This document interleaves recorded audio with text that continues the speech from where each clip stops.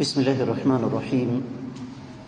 إن الحمد لله نحمده ونستعينه ونستغفره ونعوذ بالله من شرور أنفسنا وسيئات أعمالنا. من يهده الله فلا مضل له ومن يضلل فلا هادي له. وأشهد أن لا إله إلا الله وحده لا شريك له وأشهد أن محمدا عبده ورسوله. يا أيها الذين آمنوا اتقوا الله حق تقاته ولا تموتن إلا وأنتم مسلمون. يا أيها الناس اتقوا ربكم الذي خلقكم من نفس واحدة وخلق منها زوجها وبث منهما رجالا كثيرا ونساء واتقوا الله الذي تساءلون به والأرحام إن الله كان عليكم رقيبا.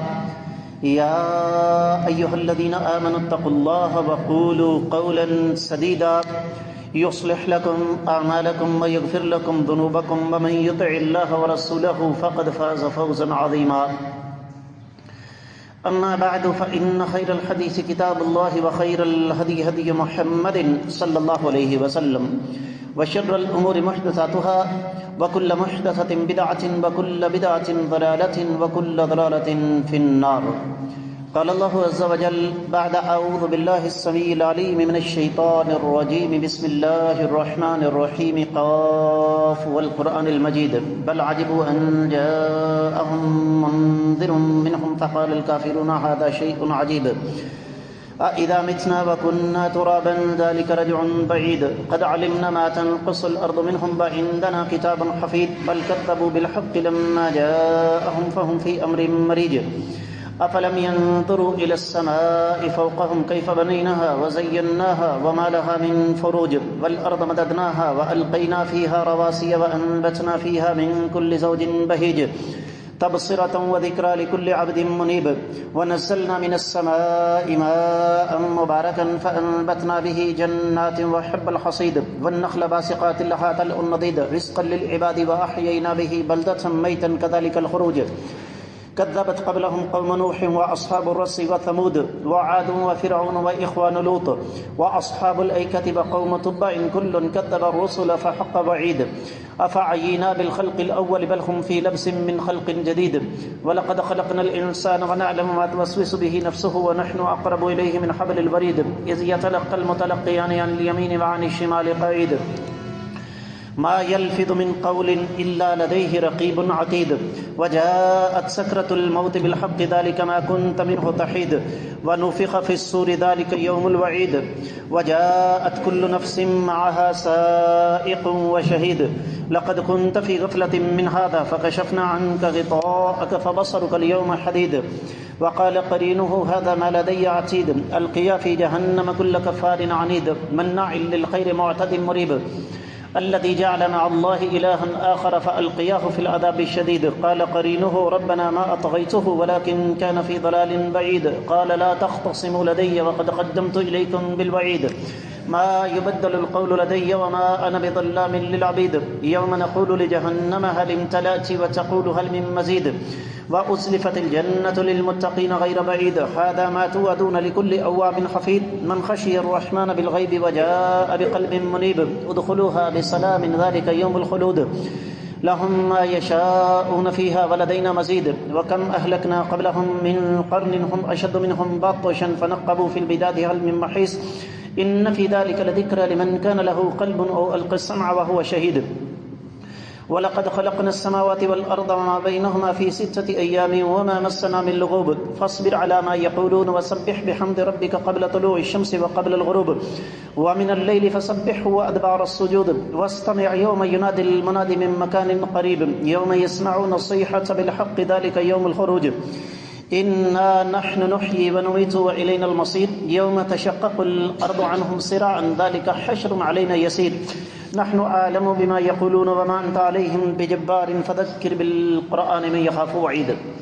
معزز خواتین و حضرات، میں سب سے پہلے اپنے آپ کو اور اس کے بعد آپ سب لوگوں کو اللہ ملک العلام رب الجلال والاکرام سے ڈرنے کی تلقین کرتا ہوں.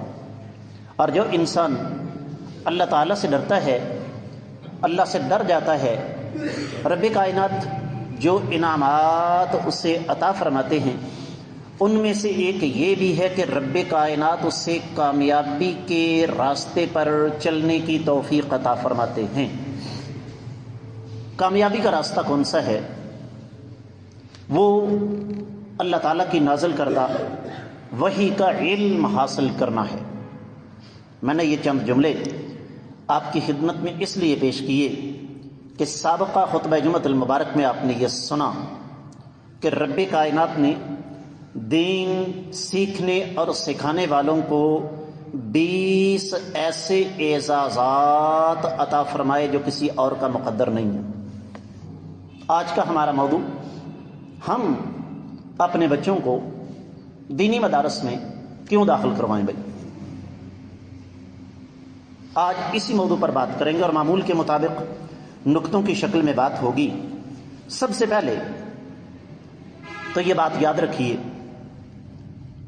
کہ ہمیں اس سوال کا جواب تلاش کرنا ہے کہ کامیابی ہے کیا۔ اگر کامیابی یہی ہے کہ میں اور آپ پیدا ہوئے، رزق کھایا، دنیاوی تعلیم حاصل کی، نوکری کی، کاروبار کیا، بزنس کیا، جائیدادیں بنائیں، شادی کی، بچے پیدا کیے اور مر گئے، تو پھر ہم میں اور جانوروں میں کوئی خاص فرق نہیں۔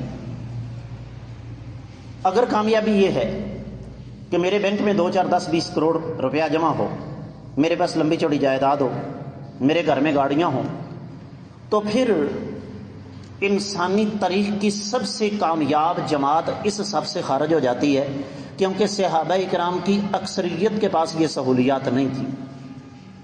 سوال وہی ہے کہ ہم اپنے بچوں کو دینی مدارس میں کیوں داخل کروائیں؟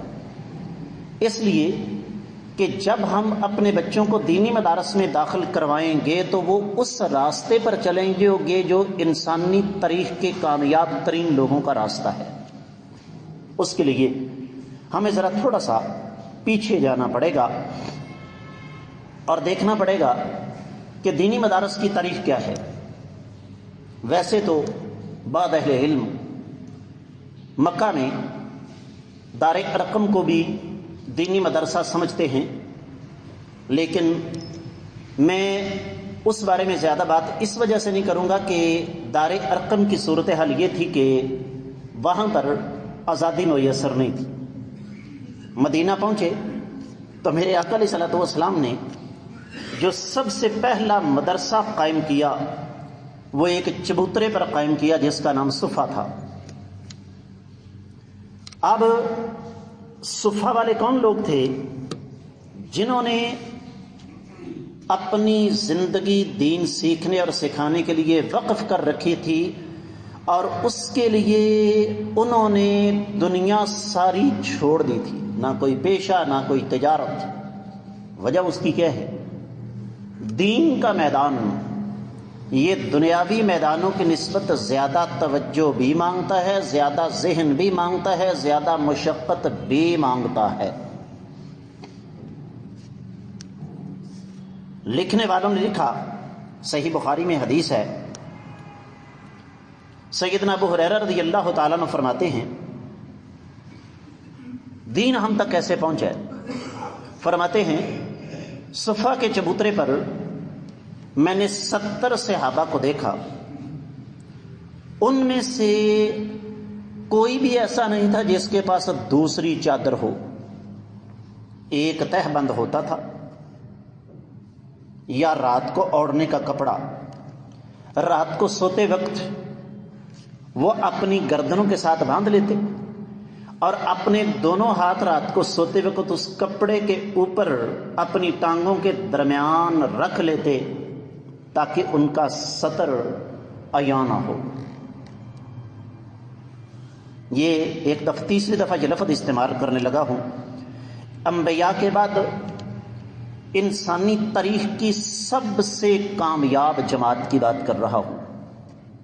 فقراء، مساکین اور اہل مدینہ کوئی بہت زیادہ مالدار نہیں تھے، چھوٹا سا پنڈ تھا، تو وہ ان دین سیکھنے والوں کے لیے، چونکہ اہل مدینہ کا کاروبار بزنس، کسان پیشہ تھے، کھجوروں کا کاروبار تھا، تو وہ کیا کرتے کہ کھجوریں لا کر ان کو دے دیتے 2 دن 3 دن کے بعد، اور بیان کرنے والے سیدنا ابو ہریرہ رضی اللہ تعالیٰ عنہ، ذرا ان کی تاریخ پڑھیں، کبھی اللہ نے موقع دیا تو کسی دن اس کو مستقل جمعے کے خطبے کا موضوع بنائیں گے۔ ہفتہ ہفتہ کہتے ہیں کہ مجھے سوائے پانی کے اور کچھ نصیب نہیں ہوتا تھا، لیکن آج حدیث کی کوئی بھی کتاب کھول لیں، سب سے زیادہ روایات سیدنا ابو ہریرہ سے مروی ہیں۔ اسی طرح سیدنا ابو بکر رضی اللہ تعالیٰ عنہ کے بیٹے عبد الرحمن بن ابی بکر ارشاد فرماتے ہیں، صحیح بخاری میں 3581 روایت ہے، صحیح مسلم میں 2057 ان اصحاب الصفۃ کانوا اناسا فقراء۔ اسلامی تاریخ کا جو سب سے پہلا مدرسہ قائم ہوا، وہاں پر علم حاصل کرنے والے وہ سارے کے سارے فقراء تھے۔ یہ سلسلہ وہاں سے چلا اور آج اللہ کا فضل و کرم ہے، اس ذات کی مہربانی ہے، جب ہم اپنے دینی مدارس کو دیکھتے ہیں تو اس دور کی نسبت آج 100 گنا نہیں، 1000 گنا نہیں، لاکھوں گنا زیادہ سہولیات موجود ہیں۔ میں ذاتی طور پر ایسے مدارس کو جانتا ہوں یہاں باقاعدہ LCD، پروجیکٹر، ایئر کنڈیشنڈ، دیگر تمام کی تمام جدید آلات اور جدید سہولیات کے ساتھ دین سکھایا جاتا ہے، باقاعدہ کمپیوٹر کی تعلیم دی جاتی ہے۔ یہ تھا میری گفتگو کا پہلا حصہ۔ اب آتے ہیں اسی سوال کے جواب کو آگے بڑھاتے ہوئے، ہم اپنے بچوں کو دینی مدرسوں میں داخل کیوں کروائیں گے؟ اس کا سب سے پہلا جواب تو یہ ہے کہ اسلامی تاریخ میں ہر دور میں، یہاں تک کہ آج بھی، جب بھی کوئی فتنہ اٹھا ہے اسلام کے خلاف، تو سب سے پہلے اس فتنے کا رد کرنے کے لیے، علمی انداز سے اس کا توڑ کرنے کے لیے جو لوگ میدان میں آئے، آج بھی آ چکے ہیں، وہ دینی مدارس سے اٹھے ہیں۔ وجہ، علم کے بغیر کسی بھی فتنے کا توڑ نہیں کیا جا سکتا۔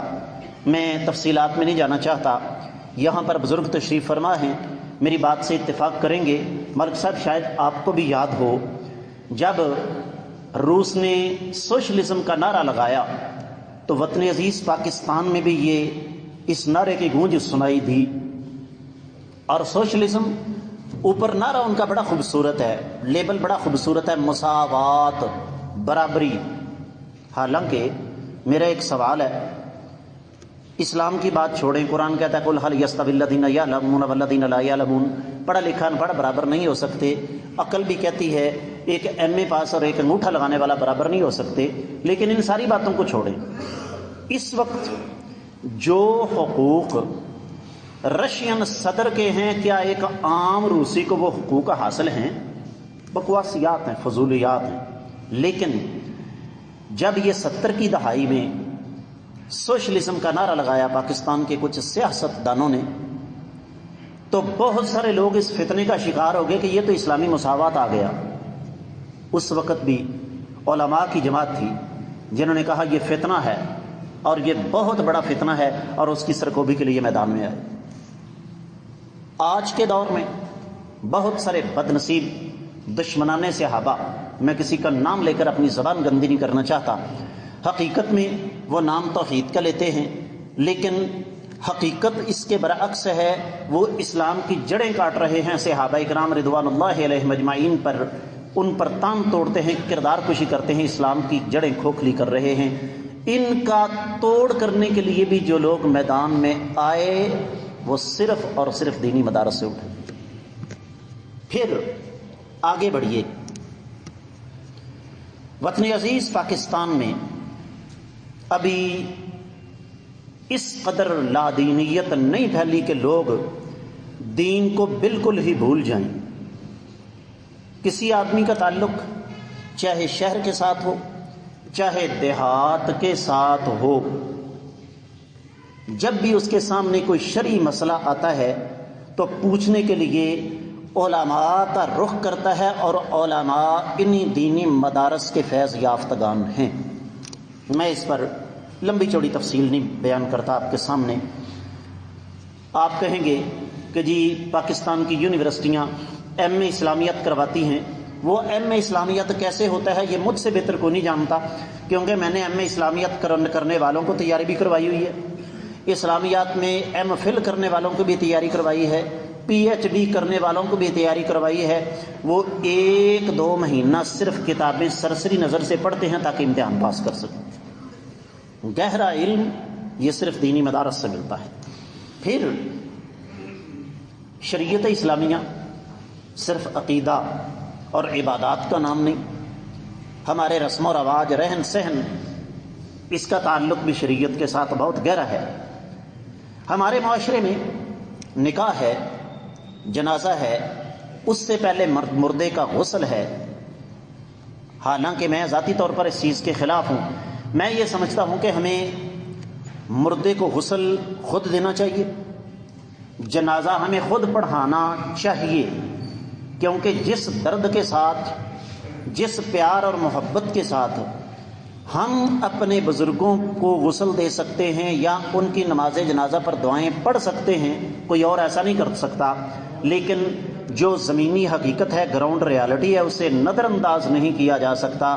یہ طے شدہ بات ہے کہ مردے کو غسل دینے سے لے کر جنازہ پڑھانے تک، قبر پر دعائے خیر کرنے تک علماء ہی کام آتے ہیں، اور علماء کرام کہاں سے آ رہے ہیں جی؟ دینی مدارس سے۔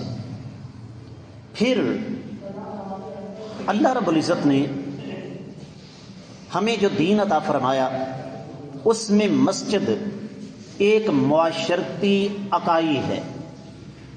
اسلامی شریعت میں مسجد صرف عبادت گاہ نہیں ہے، اور اس بات سے میں اور آپ اچھے طریقے سے آگاہ ہیں کہ مساجد کو آباد کرنے والے 99% سے زیادہ لوگ دینی مدرسوں کے فیض یافتگان ہیں۔ ذرا میں اگلا جملہ جو بولنے لگا ہوں اس پر غور کیجئے گا۔ 1% سے کم جو لوگ اساتذہ کے پاس بیٹھ کر علم حاصل نہیں کر چکے، جن لوگوں نے اساتذہ کے پاس باقاعدہ علم حاصل نہیں کیا، مسٹر طبقہ، پروفیسر ہو، اسکول کا ٹیچر ہو، اگر اس نے مسجد سنبھالی ہوئی ہے تو یہ میں بھی جانتا ہوں اور آپ بھی جانتے ہیں کہ ایسے لوگوں کی حالت کیا ہے۔ تو مساجد کو سنبھالا تو کس نے سنبھالا؟ دینی مدارس نے، اور مساجد کو باقاعدہ کمیونٹی سینٹر کا روپ دے کر، میں کئی دفعہ کہہ چکا ہوں مسجدوں کے اندر نکاح کرو، میں کئی دفعہ کہہ چکا ہوں کہ مساجد کے اندر آ کر اپنے جھگڑوں کے فیصلے کروایا کرو، میں کئی دفعہ کہہ چکا ہوں اپنی ولیمے کی تقریبات مساجد کے اندر کیا کرو، دیگر۔ اور پھر یہیں پہ اللہ کے رسول صلی اللہ علیہ وسلم نے مسجد نبی سے جہادی قافلے روانہ کیے۔ تو بات سمجھنے والی یہ ہے کہ مسجد کو اگر کمیونٹی سینٹر بنایا تو یہ کام بھی دینی مدارس کے فیض یافتگان کا ہے۔ اور پھر یہیں پہ بس نہیں، پاکستان کی اگر 90 نہیں تو 85% سے زیادہ مساجد میں بچوں کو ناظرہ قرآن بالکل مفت پڑھایا جا رہا ہے، اور پڑھانے والے کسی اسکول، کالج، یونیورسٹی سے نہیں آئے، بلکہ کہاں سے آئے ہیں جی؟ دینی مدرسے سے۔ اور اس کا سب سے بڑا ثبوت ہے کہ یہ بھی ہے کہ جب بھی ہم کوئی نئی مسجد بناتے ہیں، اس مسجد کے لیے خطابت اور امامت کا انتخاب اس شخص کا کرتے ہیں جس کے پاس باقاعدہ کسی دینی ادارے کی ڈگری ہو، پڑھا لکھا ہو، جو دین سمجھتا ہو۔ اسی طرح وطن عزیز پاکستان میں اسلامی کتابیں، دینی لٹریچر، ان کو لکھنے کے لیے آپ کو کسی کالج یونیورسٹی کا کوئی بندہ نہیں ملے گا، اگر ملے گا تو اس نے بیڑا غرق کر دیا ہے۔ مثال کے طور پر میں کتاب کا نام نہیں لیتا، نہ کلاس کا نام لیتا ہوں، آپ کے اسکول کے کورس کی کتاب کے اندر یہ موجود ہے، معاشی ترقی میں اسلام نے جو سود کو حرام قرار دیا وہ سب سے بڑی رکاوٹ ہے۔ انا للہ و انا الیہ راجعون۔ کیا جس عالم دین نے کسی استاد کے پاس بیٹھ کر باقاعدہ دین کا علم حاصل کیا ہے وہ یہ جملہ لکھنے کی ضرورت کر سکتا ہے؟ جب قرآن کے فَأْذَنُوا حَرْبٍ مِّنَ اللَّهِ وَرَسُولِهِ، اگر تم سود کو نہیں چھوڑ سکتے تو اللہ اور اس کے رسول صلی اللہ علیہ وسلم کے خلاف جنگ کرنے کے لیے تیار ہو جاؤ۔ تو اس کا مطلب کیا ہوا کہ دینی کتابیں، دینی مجلات، دینی مضامین ہر دور میں جو دکھتے ہوئے مسائل ہیں ان مسائل پر مکمل طور پر دینی رہنمائی کرنے کے لیے جو لوگ میدان میں آئے وہ دینی مدارس سے ہی آئے۔ پھر اسی طرح دین کی دعوت کا ایک بہت بڑا ذریعہ علمی حلقات ہیں۔ میں جلسوں کی بات نہیں کرتا، اس کی وجہ جلسے میں ان کے حق میں نہیں ہوں۔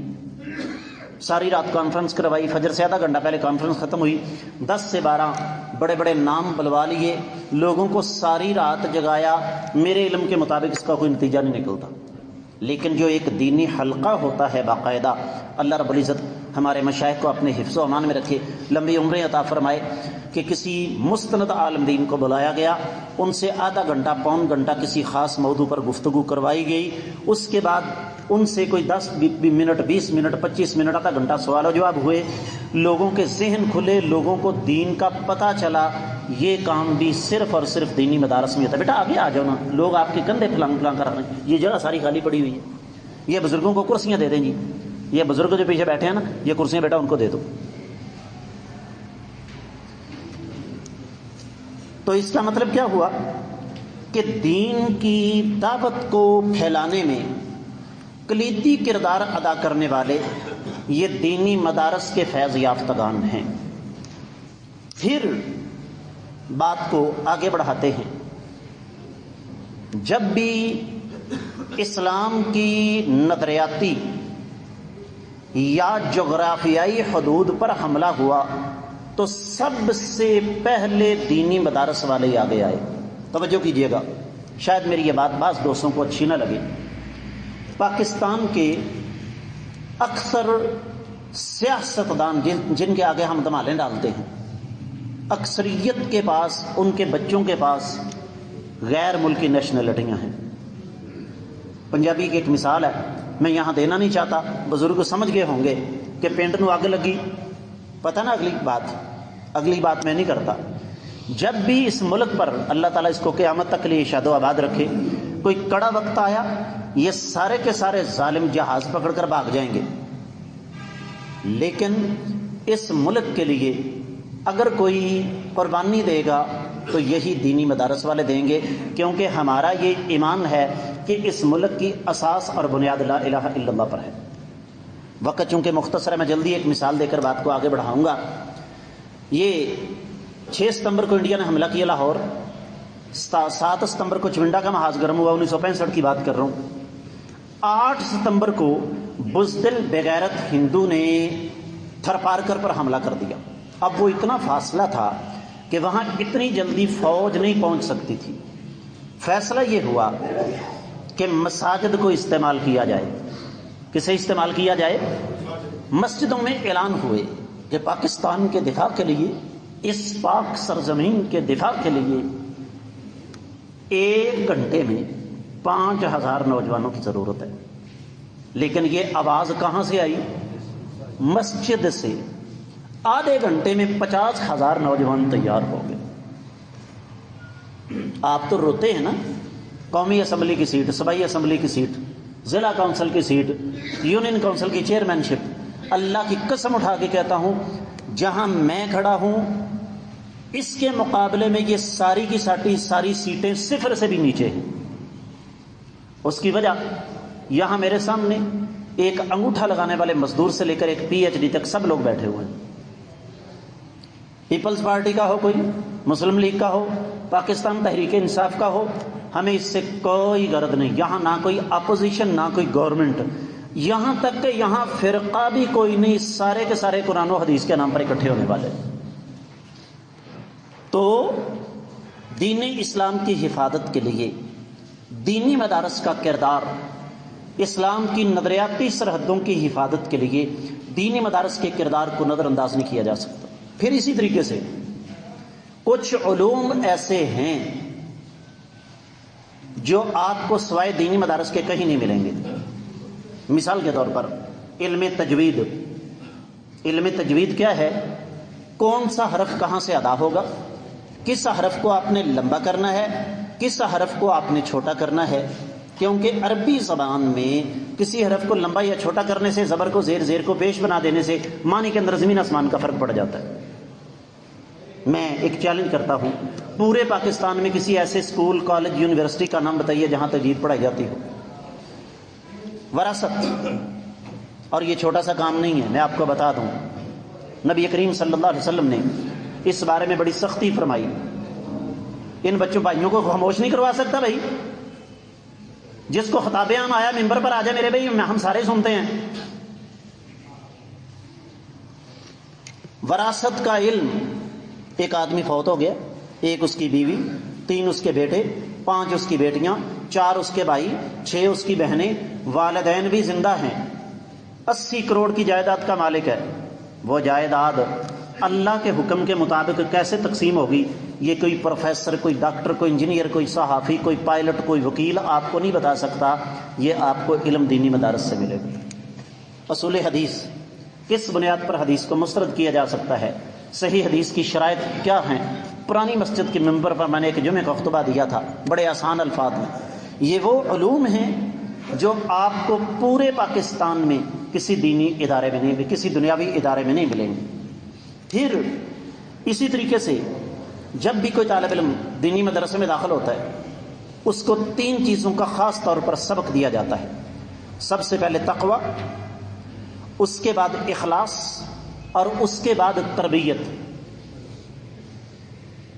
میں ایک چیلنج کرنے لگا ہوں یہاں کھڑا ہو کر، وطن عزیز پاکستان میں جتنے بھی اولڈ ایج ہومز ہیں، بوڑھے بابوں کو، مائیوں کو سنبھالنے کے لیے یہ جو گورنمنٹ نے سینٹر بنائے ہیں، کسی ایک سینٹر میں سے کوئی ایک مثال مجھے لا کر دیجئے کہ جناب یہ جو بزرگ یہاں تشریف فرما ہے 70-80 سال کے، یہ جو بوڑھی خاتون یہاں تشریف فرما ہے جن کی عمر 60-70 سال ہے، ان کا فلاں بیٹا دین پڑھا ہوا ہے، وہ ان کی خدمت کرنے کے لیے ان کو یہاں چھوڑ گیا ہے. یہ سنہری کارنامہ اسکول اور کالج کے پڑھے ہوئے ہیں. ہم دینی مدارس کے طلباء تو آج بھی 576 کھا کے والدین کی خدمت کرنا اپنے لیے اعزاز سمجھتے ہیں، کیونکہ ہم نے اپنے اساتذہ کرام سے ایک سبق پڑھا، کیا کہ والدین نے جو کچھ کیا ان کے اعمال، ان کے ساتھ ہم نے اپنے اللہ سے اجر و ثواب لینا ہے. پھر اسی طریقے سے آپ کو پورے پاکستان میں سب سے زیادہ سادہ زندگی دینی مدارس کے پڑھے ہوئے علماء کی ملے گی. اس کی وجہ ہمیں ایک سبق پڑھایا جاتا ہے، نبی علیہ السلام کا فرمان کہ کن فی دنیا کا انک غریب، دنیا میں ایسے رہو جیسے مسافر رہتے ہیں. ہماری نظر آخرت پر ہوتی ہے. آپ کو کسی اسکول کالج میں یہ تعلیم نہیں مل سکتی. خدمت خلق. آپ یہ دیکھیں، سیلاب آیا، زلزلہ آیا، حادثہ ہو جائے، کوئی آفت آ جائے، دینی مدارس کے طلباء آپ کو فرنٹ لائن پر مولوی ملیں گے. یہ غیر ملکی فنڈڈ NGOs آپ کو کہیں نظر نہیں آئیں گی. مثالیں دینے کی ضرورت نہیں ہے. اسی طرح کہتے ہیں نا، او جی علماء کرام کو کمپیوٹر سائنس ٹیکنالوجی میں آگے آنا چاہیے، آتے ہیں. ایک کام کرو، جتنا بجٹ پاکستان کے سکولز کو، کالجز کو، یونیورسٹیز کو دیتے ہو، اس سے آدھا بجٹ ہمیں دو، ہم ڈبل تمہیں نتائج دیں گے انشاءاللہ. دین بھی پڑھ کر دکھائیں گے اور دنیا بھی پڑھ کر دکھائیں گے اللہ کے فضل و کرم سے. پھر اسی طریقے سے دینی مدارس وطن عزیز پاکستان کے سب سے بڑی NGO ہیں. اللہ تعالیٰ ہمارے اس جذبے کو اپنی بارگاہ میں شرف قبولیت عطا فرمائے. وطن عزیز پاکستان کے باسی اللہ کی راہ میں خرچ کرنے میں سب سے آگے ہیں، اور ہمیں اللہ تعالیٰ کا شکر ادا کرنا چاہیے کہ رب کائنات نے ہمیں دینی مدارس عطا فرمائے جہاں ہم اپنا عشر، اپنی زکوٰۃ، اپنے صدقات، قربانی کی کھالیں دے کے سب کچھ اپنے فریضے ادا کر کے اللہ کے بینک میں جمع کرواتے ہیں تاکہ قیامت والے دن اللہ کی بارگاہ میں اپنا اجر کھڑا کر سکیں. فیصلہ کرنا ہمارے ہاتھ میں ہے. ہم نے اپنے بچوں کو دین پڑھانا ہے یا کہ دنیاوی تعلیم کی طرف تجربہ کر لیا نا، مسٹر بنا کے دیکھ لیا. آپ کی آنکھوں کے سامنے اس ملک کو تباہ کرنے والا مسٹر طبقہ مولوی کوئی نہیں. تو اللہ تعالیٰ کی بارگاہ میں دعا ہے اللہ تعالیٰ ہم ان باتوں پر غور و فکر کرنے کی توفیق عطا فرمائے، دین مدارس کو آباد کرنے کی توفیق عطا فرمائے۔